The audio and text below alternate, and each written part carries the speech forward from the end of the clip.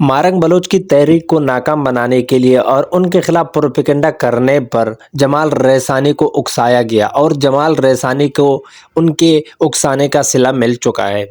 آج Balochistan high court میں ان کے کاغذات نامزدگی منظور ہو چکے ہیں۔ ایک ہفتہ پہلے ان کے کاغذات نامزدگی مسترد ہو چکے تھے کیونکہ ان کے پاس 2 شناختی کارڈ اور 2 پاسپورٹ ہیں، ایک پاکستان کا اور ایک تھائی لینڈ کا۔ پاکستان کے آئین کے مطابق جن کے پاس 2 شناختی کارڈ یا 2 پاسپورٹ ہو تو پھر وہ الیکشن نہیں لڑ سکتا، لیکن اس کے باوجود اب ان کے کاغذات نامزدگی منظور ہو چکے ہیں۔ جب سے وہ اسلام آباد گئے 2 دن اسٹرگل کیا اور اس کے بعد ان کو صلہ مل چکا ہے۔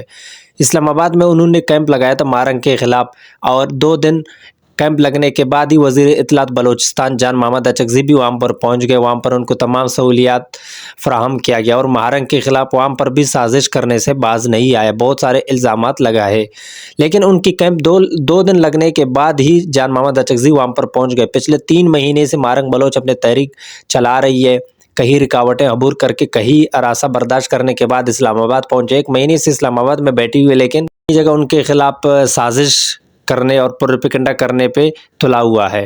کہیں الزامات لگائے گئے کہ مارنگ بلوچ کی آئی ڈی کو جو ہے چلانے والا ایک انڈین ہے، انڈیا سے ان کی آئی ڈی چلایا جا رہا ہے۔ یہ سب کچھ کرنے کے بعد اب وہ اسلام آباد پہنچ گیا ہے، اور جو جمال ریسانی کا کیمپ 2 دن پہلے لگ چکا ہے اس کو تمام سہولیات دیا گیا۔ تو اس کا مطلب ہے کہ سب کچھ پہلے سے طے شدہ تھا، یہ پلان، اسکرپٹ سب کچھ پہلے کمپلیٹ ہو چکے تھے، یہ کرنا ہے اور وہ کرنا ہے۔ تو یہ کرنے کے بعد جان محمد اچکزئی اپنے ذمہ داری کا بوجھ اٹھاتے ہوئے اسلام آباد پہنچ گئے، اور ایسے نااہل لوگوں کو مسلط کیا جاتا ہے تو پھر ان سے اچھے کاموں کی توقع کون کر سکتا ہے؟ جمال ریسانی ہو یا باقی لوگ جتنے بھی ہو، جیسے بھی کوشش کریں، ان کو کسی کی بھی سپورٹ حاصل ہو، لیکن مارنگ بلوچ اور ان کی تحریک کا مقابلہ کوئی نہیں کر سکتا۔ 2 دن بعد ہی جہاں پر وہ خواتین لے کر آئے تھے بلوچستان سے، وہ واپس چلی گئی ہیں۔ ان کے پاس جو بچے وغیرہ تھے وہ سارے چلی گئے۔ ان کا بھی یہی کہنا تھا کہ بھئی ہمیں زبردستی لائے گئے تو ہمیں جانے دیں۔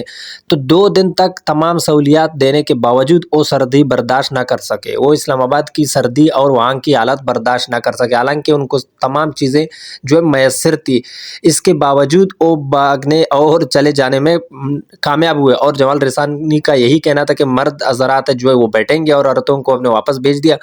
تو 2 دن ان سے برداشت نہیں ہوتی تو پھر یہ مارنگ بلوچ اور ان کی تحریک کا کیسے مقابلہ کریں گے؟ وہ پچھلے 3 مہینے سے سردی میں مختلف ہراساں، مختلف رکاوٹیں عبور کرنے کے باوجود، کئی دفعہ ان کو جو ہے ہراساں کیا گیا، ان پر تشدد کی گئی، ان کو جیل میں ڈال دی گئی، اس کے باوجود وہاں کے بچے، بوڑھے، عورتیں، تمام لوگ وہاں پر موجود ہیں، وہ اپنے مطالبات سے بالکل پیچھے نہیں ہٹے۔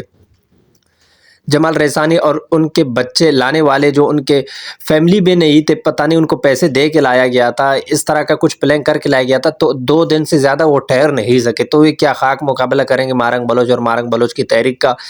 تو یہ سب کچھ دیکھ کے اندازہ ہو چکا ہے کہ یہ پلان کے پیچھے کون تھا، یہ پلان کس نے کریٹ کیا ہے، اور یہ ڈرامہ کس نے لکھا ہے، اس کے ڈائریکٹر کون ہے۔ لیکن اس کے ڈائریکٹر نے اس کو غلط موقع پر جو ہے ریلیز کر کے پوری طرح فلاپ کر دیا۔ دیکھتے ہیں آگے یہ ڈرامہ کب تک چلے گا، لیکن جمال ریسانی کو ان کے تمام کارناموں کا جو ہے صلہ مل چکا ہے، وہ اب وہ الیکشن لڑ سکتا ہے۔